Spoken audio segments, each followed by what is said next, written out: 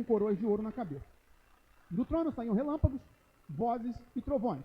E diante do trono estavam acesas 7 tochas de fogo, que são os 7 Espíritos de Deus.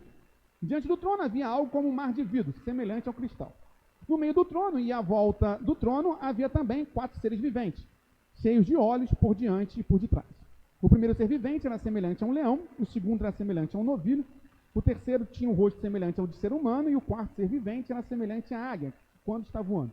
E os 4 seres viventes, tendo cada um deles, respectivamente, 6 asas, estavam cheios de olhos, ao redor e por dentro.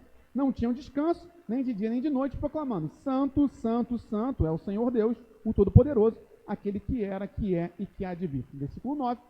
Sempre que esses seres viventes davam glória, honra e ações de graças ao que está sentado no trono e ao que vive para todo sempre, os 24 anciãos se prostravam diante dele, que está sentado no trono, adoravam o que vive para todo sempre e depositavam as suas coroas diante do trono, proclamando: Tu és digno, Senhor e Deus nosso, de receber a glória, a honra e o poder, porque criaste todas as coisas e por tua vontade elas vieram a existir e foram criadas. Capítulo 5, que é o tema principal de hoje.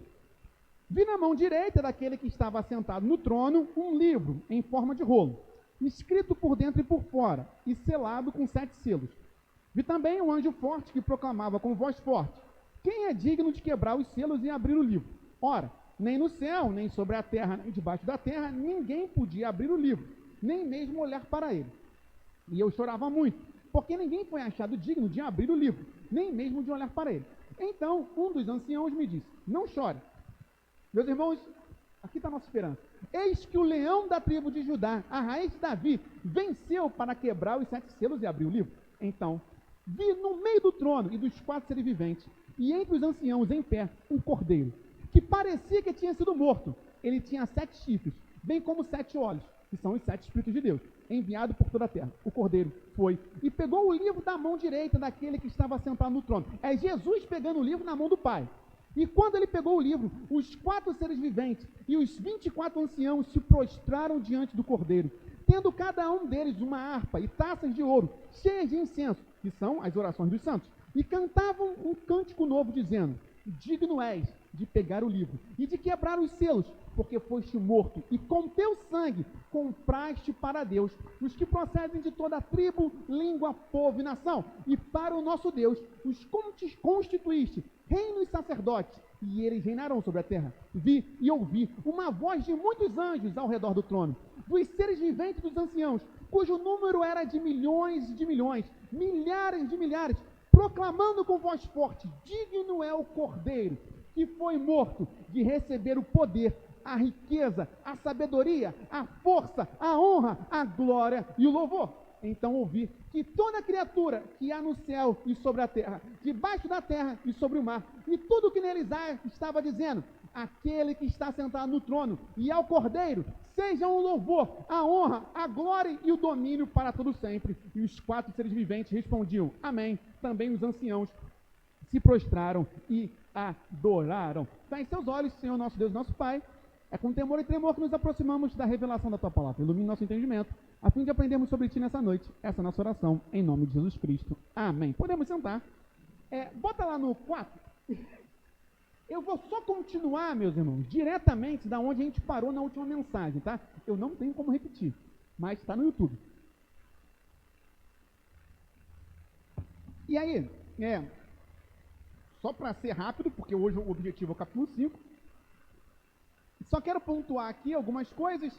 Quando ele diz, não vou explicar de novo os 4 seres viventes, isso já está na mensagem passada. Santo, Santo, Santo, é porque Santo é o Pai, o Filho e o Espírito Santo, tá? E aqui o que eu acho maravilhoso é quando ele fala assim: aquele que era, que é e que há de vir. Eu pude comentar isso e hoje eu comento mais uma vez. Repetindo, tudo aquilo que nós vimos no Antigo Testamento, também como no Novo, de manifestação da glória e poder de Deus, apontava, na verdade, era apenas um vislumbre da real glória na sala do trono. O que isso tem a ver? Tudo. Quando Moisés se aproxima da sarça ardente e Deus, o próprio Pai, fala com Moisés, e Moisés pergunta: mas quando me perguntarem quem me enviou, Deus responde para Moisés: diga que o eu sou te enviou. Deus se apresenta para Moisés como eu sou. Só que Deus, ali, mesmo eu sou sendo o nome de Deus, ainda estava limitado. Quando nós alcançarmos o céu, alcançarmos não é uma boa palavra, porque parece que parte de nós. Quando nós formos levados ao céu, aí sim fica melhor, nós entenderemos que ele não apenas, não que seja pouco, é aquele que é, mas Deus é aquele que era, que é e que há de vir. A grosso modo, não é isso, mas para facilitar, é como se Moisés tivesse conhecido o primeiro nome de Deus. E no céu, nós vamos conhecer todo o nome de Deus, inclusive os sobrenomes. A grosso modo é isso. Veja, o nome de Deus não é apenas, não que seja pouco, eu sou, mas o nome, aspas, todo de Deus é aquele que era, aquele que é, o eu sou e aquele que há de vir, tá bom? Então veja que aqui a adoração vai ser completa, diferente aqui na terra, que a gente não tem como adorar completamente a Deus. Afinal, Paulo vai falar que vemos como um espelho, obscuramente, mas naquele dia o conheceremos face a face, tá? Pode passar, por favor, Cadu? Veja, aqui só alguns comentários. Aquilo que eu falei, né? Então aqui, o que era, o que é e há de vir, uma extensão e ampliação do nome de Deus revelado a Moisés. No céu, a adoração será completa como nunca antes na terra. Pode passar, por favor. E aí, isso aqui ficou para hoje, um comentário grande que eu separei do John Wesley, tá? O John Wesley fala o seguinte, santo, porque, né, Deus é santo, santo, santo. Então, olha o que ele comenta, isso aqui é muito bonito. A palavra, santo, né, significa propriamente separado. Enquanto Deus é denominado santo, ele denota aquela excelência que é totalmente peculiar a ele próprio. E a glória fluindo de todos os seus atributos conjugados, brilhando em todas as suas obras e ofuscando todas as coisas fora dela, por meio da qual ele é e permanece eternamente, de modo incompreensível, sim, separado e distante, não somente de tudo que é impuro, mas igualmente de tudo que é criado. O que ele está falando é o seguinte, que Deus, por que Deus é separado de tudo que é criado? Porque ele é completamente puro, tá? Deus, e aí a gente consegue entender ainda mais a graça, né? Vai ficar claro. Deus está separado de todas as coisas. Ele é o que age por si mesmo, a partir de si mesmo, em si mesmo. Deus não precisa de nada. Ele é suficiente em si mesmo. Por meio de si mesmo, para si mesmo. Portanto, ele é o primeiro e o último, o único e o eterno, vivo e feliz. É muito legal isso, né? Pensar que Deus é feliz é maravilhoso. Por isso, quando a gente faz birra para Deus, você acha que Deus está, né? Deixa eu voltar para cá, senão eu me irrito. Infinito e imutável, onipotente, onisciente, sábio e verdadeiro, justo e fiel, cheio de graça e misericordioso. Com frequência, essa santidade é chamada glória. Com frequência, sua santidade e glória são celebradas juntas, pois santidade é glória. Isso aqui é muito legal, olha só. Pois santidade é glória encoberta, e a glória é a santidade descoberta. Vou ler de novo. Santidade é glória encoberta, e glória é santidade descoberta. Ou seja, santidade e glória caminham juntos. É impossível nós glorificarmos a Deus sem santidade. Deus só é glorificado na santidade. Então, se queremos ter uma vida que glorifica a Deus, temos que ter uma vida que busca a santidade. É exatamente essa a conclusão do que John Wesley está falando, tá, meus irmãos? Pode passar, por favor, Cadu.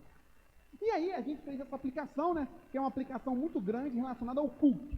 Não vou comentar isso de novo, por conta que isso foi assunto da semana passada. Bem, tendo essa introdução, elegante introdução, falando sobre a glória de Deus, vamos para o capítulo 5, e aí os slides dessa mensagem de hoje. Eu mandei no grupo, tá, meus irmãos? Em nome de Jesus. Pode, assim, e aí capítulo 5, a visão do livro selado e o cordeiro. Pode passar, por favor.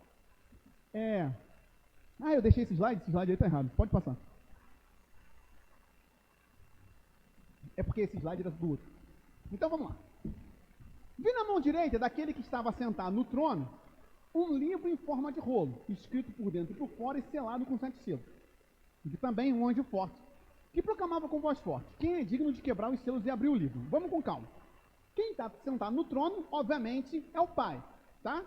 Até porque depois vai aparecer o cordeiro, então não pode ter o cordeiro que está sentado no trono. Fácil. Quando diz que depois eu comento sobre o livro, mas que o livro estava selado por 7 selos, o que ele quer dizer com isso? Que o livro era inacessível. Tem que se lembrar o seguinte. Por exemplo, quando Jesus morre, vocês lembram que foi posto o selo de Roma na pedra do tumba. O que significava aquilo? O selo de Roma é o brasão, né? O brasão de Roma. Por que não podia ser quebrado? Porque quem quebrasse estava quebrando uma ordem de Roma. Então a condenação, eu já falei isso, né? Era a morte. Os soldados se abandonassem, era queimado vivo. Então qual é a questão? Quando ele fala aqui que é 7 selos, o simbolismo é o quê? É que ele está perfeitamente selado. Vocês sabem que 7 é o número da perfeição e os selos é o quê? Então que era impossível ser aberto. É isso que ele quer dizer, tá? Impossível ser aberto. Estava perfeitamente selado. É um cofre impossível de ser aberto. Tá bom? Agora, vem a grande questão. O que é o livro? Não é muito claro exatamente o que é o livro. De uma forma ou de outra, o livro diz respeito à salvação, ao plano da salvação de Deus. Tá? Agora, pode ser mais coisa ou menos coisa. Vocês vão entender isso quando eu mostrar o que alguns autores comentam. Mas, de uma forma ou de outra, quando a gente fala aqui, o livro que estava selado é o quê? E aí, só para deixar claro, isso vai ficar mais claro depois. O plano da salvação, ninguém nunca entendeu, meus irmãos, até ser revelado em Jesus Cristo. Sabe como é que a gente prova isso? Depois de Deus, qual é o ser mais poderoso que já existiu? O próprio Satanás. E aí, veja só, a morte de Jesus não foi para nos salvar? Aí, às vezes, não dá vontade de perguntar assim, pô, mas Satanás foi burro, então? Não é que Satanás foi burro, é que o livro estava selado. Nem o próprio Satanás, Lúcifer, foi capaz de entender que, no final das contas, ele estava servindo à vontade de Deus. Então, é isso que significa. O plano da salvação de Deus, por isso que onde abundou o pecado, superabundou a graça. Por isso que Romanos vai terminar não, né? A doxologia ali em Romanos 11, do 33 ao 36, no 36 ele vai falar, né? Porque dele, por meio dele, para ele são todas as coisas. E aí aquilo que eu citei no louvor, nem olhos viram, nem ouvidos ouviram, nem jamais penetrou em coração humano, aquilo que Deus tem preparado para aqueles que o amam. É exatamente isso, tá? Agora, pode ter mais coisa ou menos coisa? Vamos caminhar. Tá tranquilo até aqui, gente? De boa? Pode passar, por favor. Então, vamos lá. Não temos uma exata certeza do que é o livro. Sabemos que é inviolável. Vamos lá, selado com 7 selos. Olha o que o Chad comenta, o Dr. Chad. O número de selos sugere que o livro era um testamento. Isso aqui, veja, a gente vai entendendo mais coisas, né? Conforme os costumes da época. O testamento cerrado era executado depois da morte do testador, perante 7 testemunhas que o selaram. Abria-se, lia-se e cumpria-se aquilo que o testamento dispunha. O que ele está falando? É o seguinte: sabe quando você faz um testamento e a pessoa morre, e aí você vai abrir o testamento da pessoa? Então, era feito com 7 testemunhas. Então, o Dr. Chad entende que isso apontava para aquilo que Jesus fez. E faz muito sentido, quando Jesus morre, o véu é rasgado e então fica claro o plano que estava selado, tá bom? Então, vamos lá. A maior parte dos autores defende que o livro seja os planos ocultos de Deus. É que os planos ocultos de Deus é algo muito amplo, né? Mas relacionado à salvação principalmente. Vamos lá. A NVI comentado, nova versão internacional, vai comentar o seguinte. Volta por favor o slide. Porque ele fala assim: um livro em forma de rolo, escrito por dentro e por fora. Estava escrito, vocês sabem como é que era o papiro, né? O papiro era enrolado, e aí você abria, e ele era escrito por dentro e por fora. A NVI faz uma associação muito bonita. Porque se vocês se lembrarem, quando Deus dá as tábuas da lei para Moisés, as tábuas elas eram escritas por dentro e por fora. Pode passar, por favor. Aqui, ó, a NVI comenta isso. Escrito de ambos os lados, assim como as tábuas de pedra da lei da antiga aliança. Então, bem, um comentário. A Bíblia de Estudo da Reforma diz o seguinte: livro simboliza o plano divino da salvação. Eu concordo plenamente. Escrito por dentro e por fora, sugere que o plano de Deus é abrangente e completa, que eles já entendem um pouquinho mais diferente a questão de por dentro e por fora. A Bíblia de Estudo da Fé Reformada comenta o seguinte: um livro pode representar várias coisas. Eu gosto desses comentários. Pode representar várias coisas, verdade.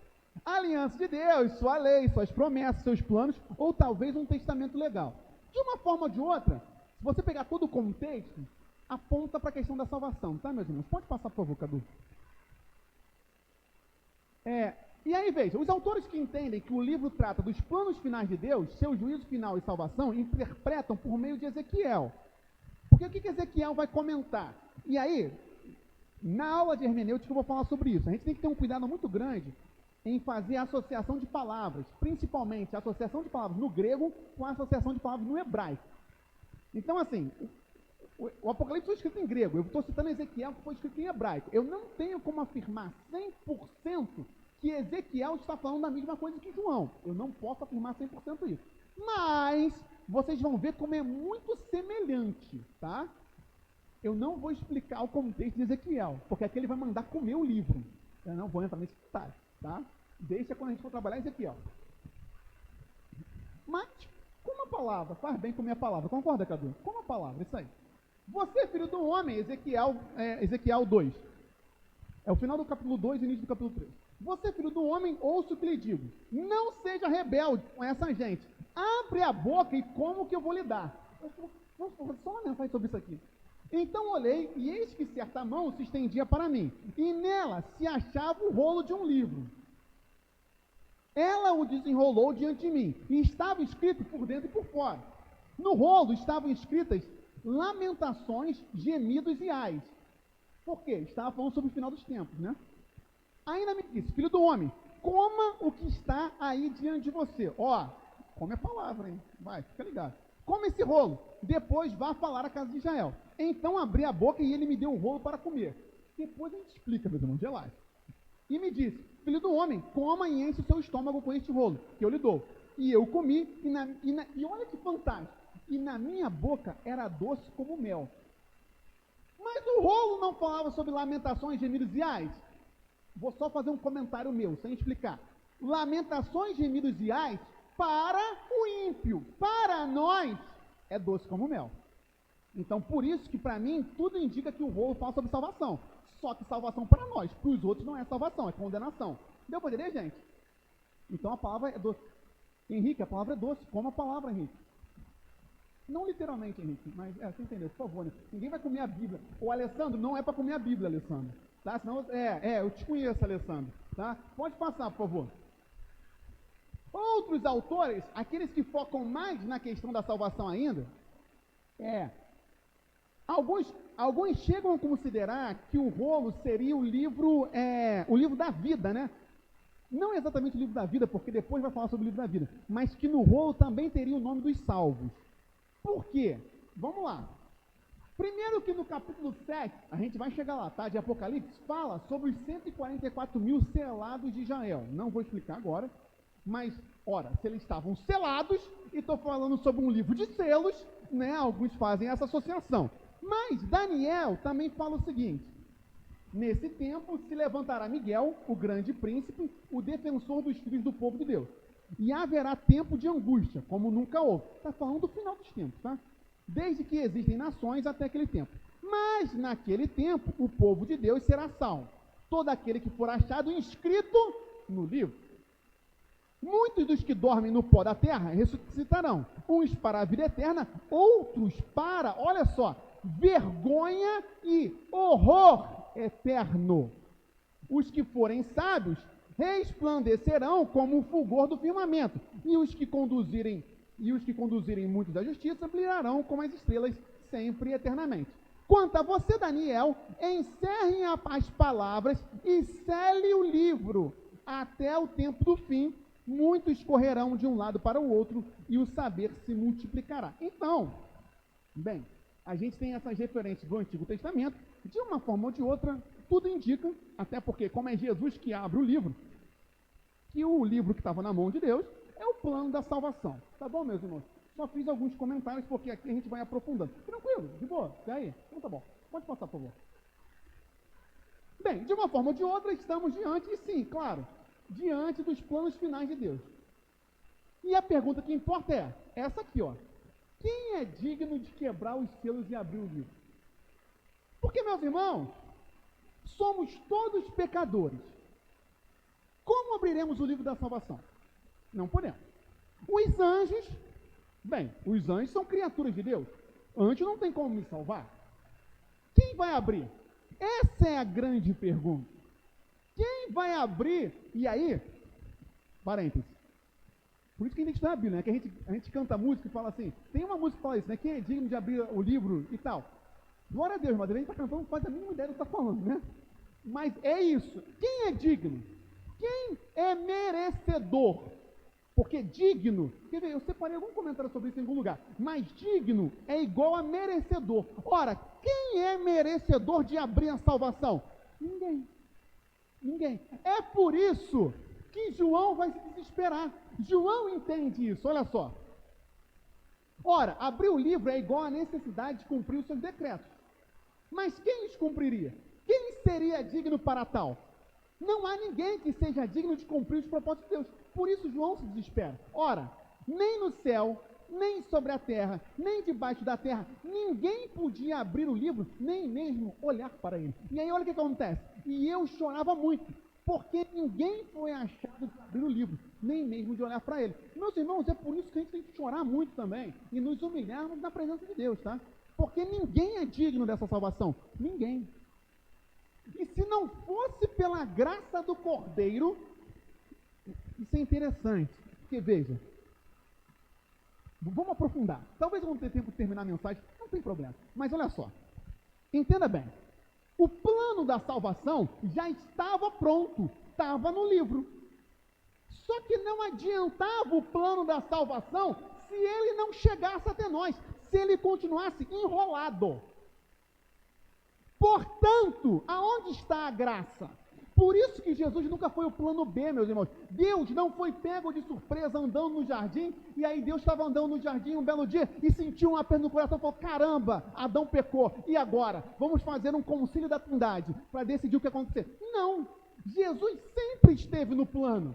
Por quê? Porque desde sempre o rolo já estava pronto, o plano da salvação já estava pronto, só que ninguém era digno, ninguém é digno. Por isso, foi necessário quem? Lembra daquilo que João Batista fala? Eis aí o Cordeiro de Deus que tira o pecado do mundo. Isso é a graça, meus irmãos. Novamente, o plano estava pronto, mas não adiantariam planos que não chegassem a nós. E aí, novamente, eu explico o papel da Trindade. O plano foi feito pelo Pai. O selo foi quebrado, os selos foram quebrados pelo Filho. Mas quem traz toda essa informação para nós hoje? O Espírito Santo da promessa. Então, o Pai, a grosso modo, escreveu o rolo. O Filho, na cruz, quebrou os 7 selos. E quem traz tudo isso para nós? O Espírito Santo. Eis aí a Trindade. Meus irmãos, isso é a graça. Um plano maravilhoso. E aí, veja, olha como a gente consegue aprofundar. E glória a Deus pela sua vida, meu irmão, minha irmã. Porque assim, deixa eu fazer um elogio público a vocês. Não é toda igreja que a gente consegue aprofundar alguns temas, tá? Porque requer maturidade do ouvinte e conhecimento bíblico. Então, parabéns para você. E tempo também de pregação, nas igrejas não me dão muito tempo de pregação, né? Amanhã eu vou pregar na sede. Não vão me dar 1 hora, né? Glória a Deus por isso. Mas voltando para cá. Qual é a questão? Simples, olha só. Vocês vão entender o que eu quero falar. O rolo tem a salvação. Meus irmãos, quase toda religião consegue ver o rolo. Quase toda religião fala sobre salvação. Só que só tem uma religião que consegue abrir esse rolo. É o quê? É Jesus. E não é religião, né? Vocês entenderam? Então, se você for, sei lá, no catolicismo, vai falar sobre salvação. Eu vi uma imagem hoje que eu quase vomitei. Era um desenho, e eu fui ler a legenda. Que eu olhei a imagem e falei assim, é isso que eu estou vendo? Era intercessão de Maria. A imagem era o seguinte, vocês vão entender. Era uma pessoa que tinha se enforcado, e aí, atrás, você tem um demônio com machado. Na frente, você tinha Jesus com o martelo do juiz, tipo, para decretar a condenação. E aí, quando Jesus levanta a mão, está Maria segurando na mão de Jesus. Gente, veja, as religiões conseguem ver o rolo. Só que só tem um que abre o rolo, o Cordeiro. Se você for, por exemplo, o Espiritismo vê o rolo. Vocês estão entendendo o que eu quero dizer com ver o rolo, né? O Espiritismo vê, só que ele vai falar que o quê? Para quebrar os selos, caridade. Caridade. Não, você vai reencarnar. esperando reencarnar. Vai sentir um calorzinho e falar, caramba, reencarnei numa sauna. Vai ver só, a reencarnação no quinto dos infernos. Desculpa, voltando para cá. O islamismo fala sobre salvação? Fala. Vê o rolo. Só que, meus irmãos, novamente, lembra de Pedro?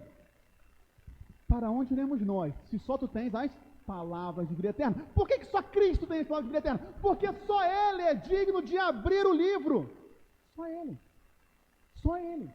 E pode passar, por favor. Por isso que essa mensagem é uma grande exaltação ao Senhor, tá? E aqui, olha só, eu fiz esse slide e gostei muito. Temos uma esperança. Essa é a sua esperança. Olha como dá para pregar mensagem extremamente evangelística pregando sobre Apocalipse, tá vendo? Olha que fantástico. A nossa esperança. Então um dos anciãos me disse, não chore, eis que o leão da tribo de Judá, a raiz de Davi, venceu para quebrar os 7 selos e abrir o livro. Esse é Jesus. Meus irmãos, Jesus. É isso. É Jesus, meus irmãos. É Jesus que você precisa, é Jesus que eu preciso. É Jesus que é o único digno de abrir, de quebrar os selos e abrir o livro. Abrir o livro e quebrar os selos, como você preferir. Parênteses aqui, vou puxar o saco de vocês mais uma vez. Qual é a igreja que você pode chegar e citar que as pessoas entendem? Ah, que vocês entendem. Então, parabéns aí, dei moral para vocês. Melina, tu entendeu, Melina? Então tá bom, isso aí. Ó, vamos lá. A Bíblia de Estudo da Reforma comenta o seguinte: ninguém foi achado digno, aquilo que eu falei. Digno é igual a merecedor e apto. Enfatiza a singularidade de Cristo, pois Ele é o único digno. Por causa de sua morte sacrificial e gloriosa ressurreição, somente Ele está apto a revelar o grande plano divino da redenção e renovação ao seu cumprimento.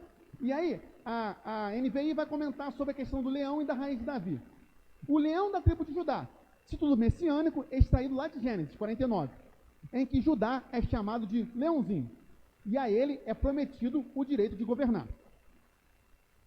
É quando ele fala assim, enquanto não vier aquele a quem ela pertence. Não vou entrar nesse detalhe.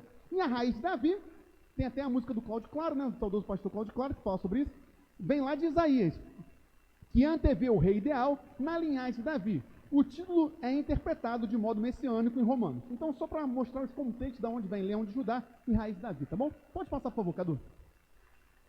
E a nossa esperança continua, porque olha só, o versículo 6 vai dizer assim, então vi. Gente, isso aqui é curioso. Só mais um comentário aqui. Um dia nós vamos ver isso aqui, ó. É isso. Essa é a esperança do crente.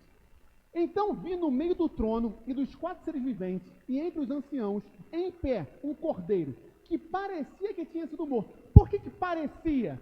Porque ele ressuscitou. Não é que ele não morreu, é óbvio que ele morreu. Só que agora só parece. Por quê? Porque ele já ressuscitou. Tá? É óbvio, né? Mas algumas obviedades é importante comentar. Ele tinha 7 chifres. Vou comentar logo. É porque chifre é um símbolo de força, tá? Então, 7 chifres, 7 perfeição, significa que Jesus tinha toda a força, todo o poder. Lembre-se que foi dito que a ele foi dado nome sobre todos os nomes, tá? Então é só isso, tá, gente? É lógico que não vai ter um cordeiro com 7 chifres no meio do céu, tá? Só para ficar tranquilo, relaxa. Então vamos lá. Bem como 7 olhos, olhos por quê, né? Olhos, que são os 7 Espíritos de Deus, enviados por toda a terra. Vocês sabem, eu comentei isso semana passada, os 7 Espíritos de Deus nada mais é do que o Espírito Santo, tá? E aí, deixa eu só fazer um comentário aqui. Repara, gente, eu sempre falo isso, a Bíblia tem que ser lida em detalhes. Repara bem, no meio do trono, a gente vai ver isso aqui tudo. Passa rapidinho, deixa eu ver o que vai aparecer depois. Pode passar? Ó, quer ver? Passa só mais um, que eu quero só comentar algo para vocês. Passa mais um, que eu quero ir lá para o final. Mais um. Cadê? Aqui. Vocês vão ver. Então ouviu que toda criatura que há no céu e sobre a terra, debaixo da terra e sobre o mar, e tudo, vai se ajoelhar e glorificar. Só que repara bem, todos vão se prostrar diante do Cordeiro, menos 2. Tem 2 que não se prostram. Quem? O que está no trono, que é o Pai, e os 7 Espíritos. Por quê? Porque é Pai, Filho e Espírito Santo. É a Trindade. Por isso que vocês repararem, depois lê com calma, vocês vão ver o seguinte: todos os 4 seres viventes, 24 anciãos, toda língua vai se prostrar diante do Cordeiro, menos o que está no trono e os 7 espíritos. Por quê? Porque o Pai não se prostra para o Filho, nem o Filho se prostra para o Pai.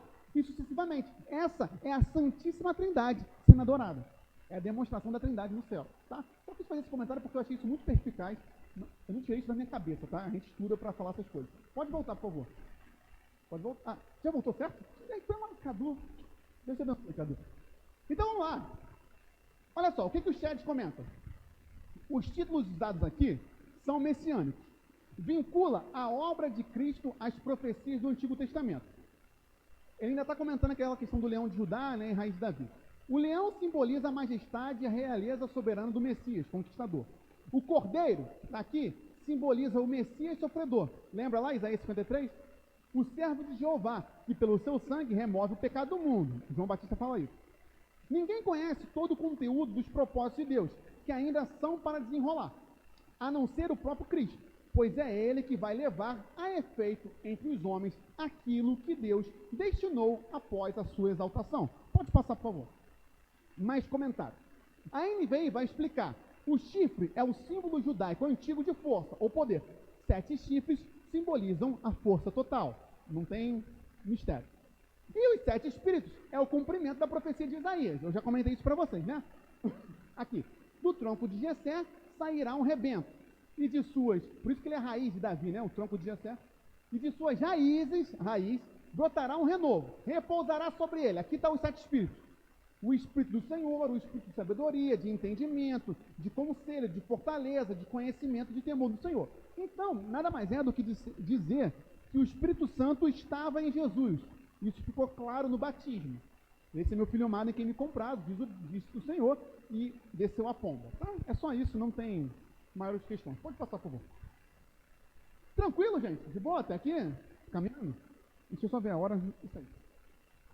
Aí, olha só que maravilha. O cordeiro foi e pegou o livro da mão direita daquele que estava sentado no trono. Você está vendo? Gente, isso aqui é lindo. Você está vendo o filho pegar o livro com o plano da salvação da mão do pai. Gente, que coisa fantástica. E quando ele pegou o livro, aquilo que eu falei, veja como todos adoram, menos o pai e o Espírito Santo, porque os 3 são um. E quando ele pegou o livro, os 4 seres viventes e os 24 anciãos se prostraram diante do Cordeiro, tendo cada um deles uma harpa e taças de ouro cheias de incenso, que são as orações dos santos. Hoje eu não vou comentar especificamente sobre isso, tá? Eu posso até fazer esse comentário na semana que vem, mas o salmista comenta sobre isso, a questão... Eu sempre falo que eu não vou comentar, mas eu comento, né? Vocês sabem que tanto no tabernáculo quanto no templo, por que se usava muito incenso? Porque o incenso simbolizava as orações. Então, o incenso subia na demonstração que as orações estavam subindo para o trono, tá? Então, é isso aqui que está sendo representado. E aí, isso aqui é lindo. E cantava um cântico novo, dizendo... Olha o cântico novo, meus irmãos. Pode passar, por favor. Novamente, quando te perguntarem assim, o que vai ser o céu? Eu te falo o que vai ser o céu. O céu é isso aqui, ó. É de eternidade em eternidade falando isso aqui. Digno és de pegar o livro e de quebrar os selos, porque foste morto, e com o teu sangue compraste para Deus. Nós fomos comprados a preço de sangue. Os que procedem de toda tribo, língua, povo e nação. E para o nosso Deus os constituíste reino e sacerdote. Eles reinarão sobre a terra. Nós somos um reino de sacerdotes. Vocês sabem sobre isso também. Pode passar, por favor. Comentário. Doutor Chad comenta. Um cântico de louvor do Cordeiro, que pela sua morte e ressurreição foi apontado cabeça de uma nova humanidade. O que eu quero focar mais nisso aqui? A gente vai ver uma progressão da adoração. Isso é fantástico. A adoração, meus irmãos, é maravilhoso. Começa na sala do trono, e aí a adoração ela vai expandir para todo o universo. Isso vai ficar claro daqui a pouco. Vamos lá. Vemos aqui uma progressão da própria adoração celestial. Se ao fim do 4º capítulo, os 24 anciãos cantavam ao Senhor, a gente leu isso, né? No fim do 4º capítulo, a gente está vendo os 24 anciãos adorando. A gente ainda não vê os 4 seres viventes se prostrando, tá? Ao final do capítulo 4, a gente só vê os 24 anciãos se prostrando, os 4 seres viventes ainda não se prostraram. E a gente vai ver que então vai progredir isso. Então, veja, no final do capítulo 4, a gente vê os 4 seres viventes, os 24 anciãos adorando. Agora, diante da revelação do plano salvífico que estava oculto, eles entoam um novo cântico, que será compartilhado por todos os remidos de toda tribo, língua, povo e nação. Aqui, aí eu botei os dois textos para vocês compararem, olha só. Apocalipse 4, finalzinho.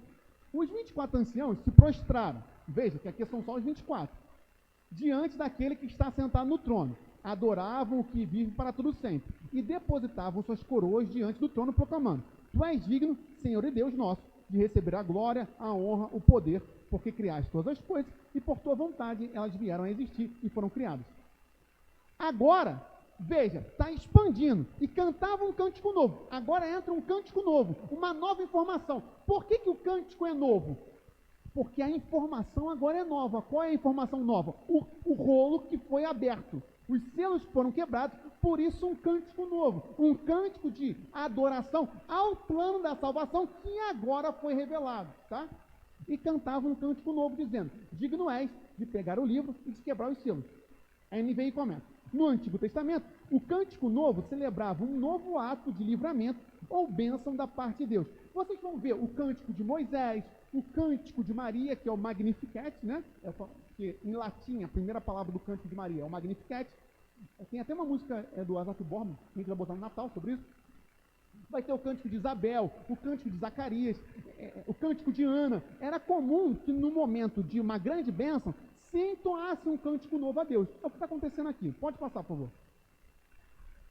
E aí, aqui, veja a progressão da adoração. Isso tem um sentido total. É que eu me empolgo, eu quero falar as coisas e dar spoiler, mas deixa eu continuar. Essa progressão segue até alcançar todo o universo. Olha que coisa fantástica. Começou na sala do trono. Veja, está aumentando. Vi e ouvi uma voz de muitos anjos ao redor do trono. Está no trono. Aí agora, dos seres viventes. Então saiu dos anjos e seres viventes. E também dos anciãos. Só que agora não está mais restrito à sala do trono. Pegou tudo, porque olha só, cujo número é de milhões, milhares de milhares, proclamando com voz forte: digno é o Cordeiro, que foi morto, de receber o poder, a riqueza, a sabedoria, a força, a honra, a glória e o louvor.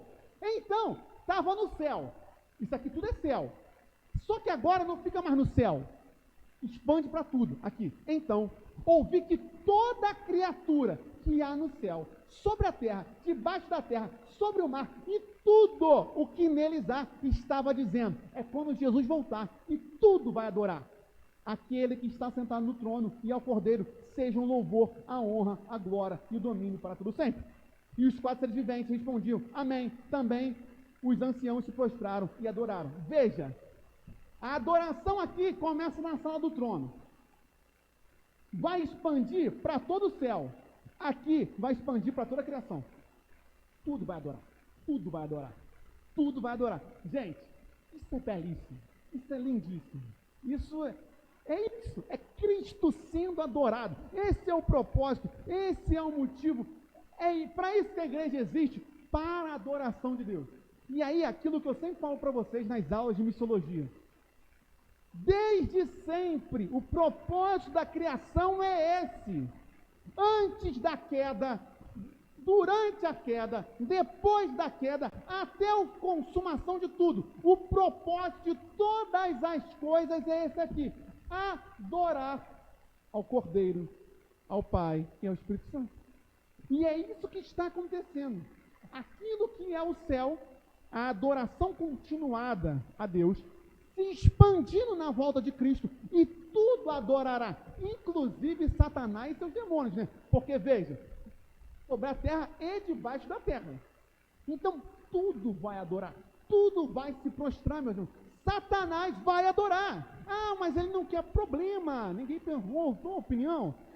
Mas o meu amigo ateu vai descobrir que estava errado. Que queira Deus que ele descubra antes, né? Essa tem que ser a nossa oração, que eu sei que ateu é à toa e é chato pra caramba, né? Esses ateus à toa são muito chatos. Mas que somos tão pecadores quanto, a diferença é que a graça já nos alcançou. Que a graça já nos alcance. Porque só fazer um comentário. Tudo vai adorar, mas nem tudo vai ser salvo. Nem tudo vai ser salvo. Adorar vai, mas nem tudo vai ser salvo. Pode passar, por favor. E aí, vamos lá. Está acabando, né? Porque isso aqui está quase no final. Para o nosso Deus, veja, tudo, desde o princípio até o fim de todas as coisas, o objetivo é um só: a glorificação do nosso Senhor. Cristo redime os homens para a glória de Deus. Já falei isso. Cristo nos salva para a glória de Deus. Para de achar que Cristo nos salva porque a gente é bom, porque a gente merece, porque nós somos bonitos. Não somos. Alguns são até menos ainda, mas não vem ao caso. Foi só uma piadinha. Piadoca. Mas Cristo nos salva para a glória de Deus. Para isso. Cristo nos salva para esse momento, meus irmãos. E para que não fique nesse momento, porque os salvos não ficarão só nesse momento, passarão a eternidade nessa glorificação. Esse é o propósito da salvação. Já expliquei isso para vocês. O pessoal do seminário terça-feira que vem vai aprender bastante. O propósito é esse, é a glorificação. Se alguém fizer alguma pergunta, vocês já estão sabendo, já tem conhecimento, vocês interrompem e falam lá, que eu deixo vocês falarem. Vocês aqui não podem falar. Então, só vocês, né? A gente é amigo aqui. Deixa eu falar. Então, esse é o propósito. Cristo salva para que os eleitos glorifiquem ao Pai, glorifiquem a Deus. É isso. Os únicos que não se prostram é aquilo que eu expliquei. É aquele que está sentado no trono e os 7 espíritos. Isso porque aqui temos a Santíssima Trindade. O Pai, que está no trono, o Filho, que é o Cordeiro, e os 7 espíritos, que é o Espírito Santo. Recebem a adoração. 3 são 1. É a demonstração da Trindade. Meus irmãos. A Bíblia de Estudo da Reforma fala o seguinte. Isso aqui é muito bonito. O caráter da adoração celestial ressalta poderosamente a glória da obra redentora de Cristo. Meus irmãos, fora de Cristo, nosso mundo caído não tem esperança. Sem Jesus não tem esperança. Não tem esperança. No entanto, porque Jesus foi morto e em seguida venceu a morte, o seu povo é resgatado e tem a esperança da glória. O coro dos anjos ouvimos dizer: é digno o Senhor, pois tem todo o poder. E nós respondemos com voz: é digno o Cordeiro, entregou-se por nós. Amém. Um versinho final, para dar aquela rimada. Não foi eu que criei o versinho, tá? Está na Bíblia. E o Dr. Shedd comenta: Cristo, ele é vencedor. E ele vai falar 4 motivos. 1, porque venceu a morte. 2, venceu a hostilidade do mundo. 3, venceu os corações dos seus seguidores. Porque até nós, o nosso coração era de pedra. Mas aí encontrei Jesus e fiquei como? Mole molinho, não é isso? Mole molinho? Isso aí, mole molinho. Então aí quem não conhece mole molinho, conhece. 4, conquistará o mundo inteiro. Tá bom, meus irmãos? Pode passar, acabou? Eu acho que esse é o último. Então, meus irmãos, olha só, deu tempo, estou impressionado. Essa mensagem, ela tem um objetivo. Qual é? Volta, por favor. O objetivo dessa mensagem é isso aqui, ó. Aquele que está sentado no trono e ao Cordeiro, sejam o louvor, a honra, a glória, o domínio para todo sempre. Feche seus olhos, meus irmãos. Cumpramos agora o propósito. Adore o Senhor agora. Dê um cântico novo a Deus. Agora é a sua adoração. A gente não vai botar música, porque agora você vai adorar com o seu cântico novo. Não vai ser uma música prévia, não vai ser um texto citado. Agora, um cântico novo do seu coração ao Cordeiro, que foi morto e ressuscitou, que abriu o livro da salvação para nós. Glorifique ao Senhor, meus irmãos. A gente tem tempo. No final desse culto, aplique a palavra. Viva um pouquinho do céu agora, porque o céu é isso. É santo, santo, santo, santo. Isso é o céu. Então, agora glorifique ao Senhor. Faça a sua oração, eu vou fazer a minha individual, você faz a sua individual, depois a gente ora coletivamente.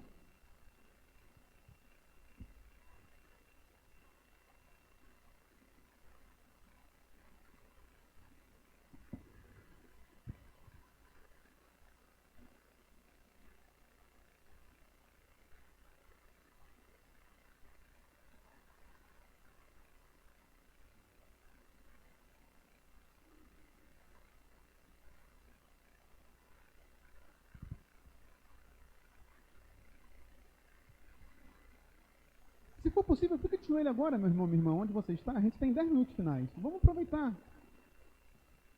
Porque no céu assim será. De joelho. Se for possível, se não for possível, Deus entende. O que importa é um coração prostrado. Mas se você puder agora se ajoelhar, se ajoelhe.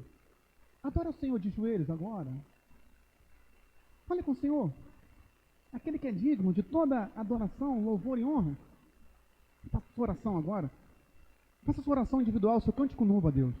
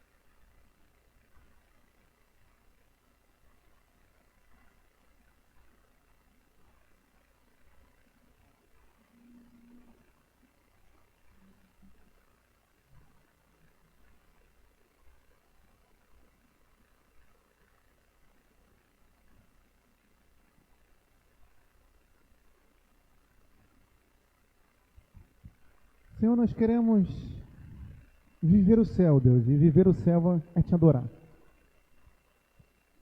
Ó Senhor, glorificado seja o teu nome, Jesus Cristo, que é digno de quebrar os selos e desenrolar o rolo. Ó Senhor, louvado seja o teu nome, porque em ti, Deus, na tua carne, literalmente, está escrita a nossa salvação, Senhor. Muito obrigado. Senhor, porque naquela cruz, quem creu em nossa pregação, Senhor, e é quem foi revelado o braço do Senhor. Mas em ti, Senhor, em ti nós fomos contemplados, em ti nós fomos achados, Senhor. Louvado seja o teu nome. Santo, santo, santo és tu, Senhor. Pai, Filho e Espírito Santo, glorificado seja. Senhor, louvado seja o teu nome, glorificado seja o teu nome, Senhor. O Senhor que vive e reina para todo sempre, o Senhor que tem todo o poder, toda beleza e formosura estão diante de ti. Senhor, que é o nosso amado, o mais belo entre milhares, o amado de nossas almas, aquele que supre todas as nossas necessidades, o bom pastor que deu a vida para nós, o pão vivo que desceu do céu, a água da vida, a luz do mundo, que ilumina até as nossas trevas mais interiores, Senhor. Porque como diz a tua palavra, para a terra que estava aflita não continuará na obscuridade, mas o povo que vivia em trevas viu grande luz. E essa grande luz é tu, Senhor. Louvado seja o teu nome, glorificado seja o teu nome, santificado seja o teu nome. O Senhor que nada necessita, que não necessita da nossa adoração, ainda assim nos dará a oportunidade de te adorarmos e glorificarmos. Senhor, muito obrigado por essa graça, por essa misericórdia que é nós, pecadores miseráveis, podemos erguer as nossas mãos, podemos nos dobrar no teu santuário e te glorificar. Louvado seja o teu nome, Senhor. Que todo ser glorifique a ti, dos céus à terra ao inferno, que tudo glorifique ao teu santíssimo nome, ó Senhor, louvado seja a ti. Muito obrigado, Senhor, pela tua obra, pela tua salvação, que alcançou a cada um de nós e que tem nos alcançado, Senhor. Louvado seja a ti, Senhor. E que assim sejam as nossas vidas, Senhor. Vidas prostradas em adoração a ti, Deus. Glorificado seja o teu nome. Perdoa os nossos pecados, Senhor. Nos lave com o sangue do Cordeiro uma vez mais, Senhor, pois não somos dignos de estarmos aqui nessa posição diante de Ti, mas pelo sangue de Cristo, nosso Salvador, nos prostramos e Te adoramos, Senhor. Tem misericórdia. Tem misericórdia de nós, Senhor. E ousadamente, Senhor, queremos fazer um clamor e um pedido a Ti. Que o Senhor possa alcançar os perdidos, Senhor. Que o Senhor possa tocar os corações daqueles que não Te reconhecem ainda, Senhor. Mas que eles não tenham que esperar o dia do julgamento final, Deus. Mas que o Teu Espírito Santo, Senhor, possa estar tocando agora o coração dos nossos parentes, dos nossos amigos, dos nossos inimigos também, Deus, e convencendo-os, Senhor, da Tua palavra, Deus. Pois nós não temos poder para salvar ninguém, mas o Teu Espírito Santo tem, Deus. E uma vez que o Senhor também nos alcançou, nós queremos clamar ousadamente que o Senhor alcance os perdidos que nós amamos, Senhor. E que tantas das vezes nós já falamos do teu amor, nós já pregamos a tua palavra, mas não frutificou nos corações, Senhor. Mas aqui estamos, clamando uma vez mais, Senhor. Salva, Deus, salva o ímpio, Deus. Salva o perdido, Senhor. Salva o pecador que ainda não se arrependeu, Senhor. Mas que nessa noite, onde quer que ele se encontre, agora, pela intercessão dos teus santos, Senhor, pela unidade da fé da tua igreja, esse coração de pedra seja quebrado e tocado pelo teu Espírito Santo, Deus. Tem misericórdia, Deus. Tem misericórdia, Deus.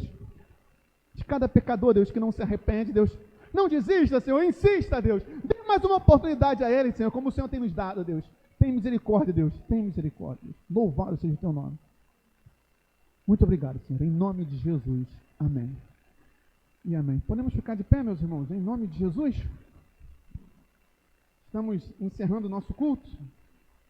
Louvado seja Deus pela oportunidade de estarmos aqui. Feche seus olhos mais uma vez, oração final. O Senhor nos leva em paz para os nossos lares. Guia-nos, Senhor, de acordo com a tua vontade.